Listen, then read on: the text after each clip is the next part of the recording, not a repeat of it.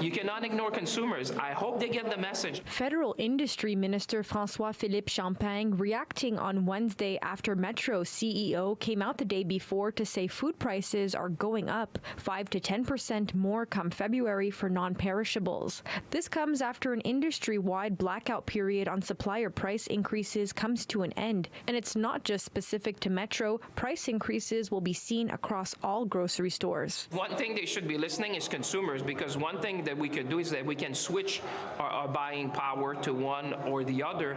And one other thing that they should be really mindful, because they know me by now, I am in discussion with potential foreign grocers that may want to enter into the Canadian market, because we know that the best way, it's be true in Australia, in New Zealand, and United Kingdom, if you bring more actors into the market, you stabilize prices, you provide more choices, and eventually that has a pressure on prices. That's the best way. That's why I'm so focused on competition, because at the end of the day, that's the way that you can have an impact on the market. For a food distributor, to be honest, Canada is not an interesting market to invest in for a variety of reasons. One, it is a vast land with only 40 million people, and when you're dealing with very low margins, it's difficult to be successful. Two, interprovincial trade barriers are not helping.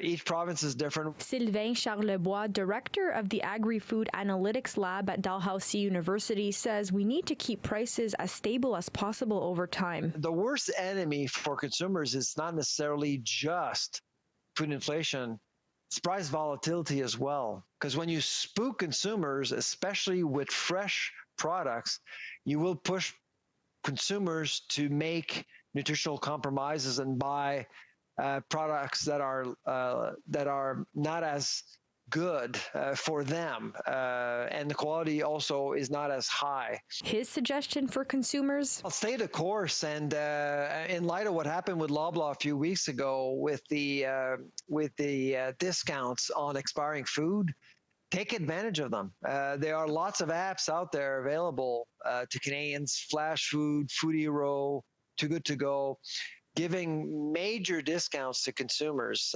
50, 70% sometimes. So I certainly would take advantage of that. In Montreal, Alyssia Rubertucci, City News.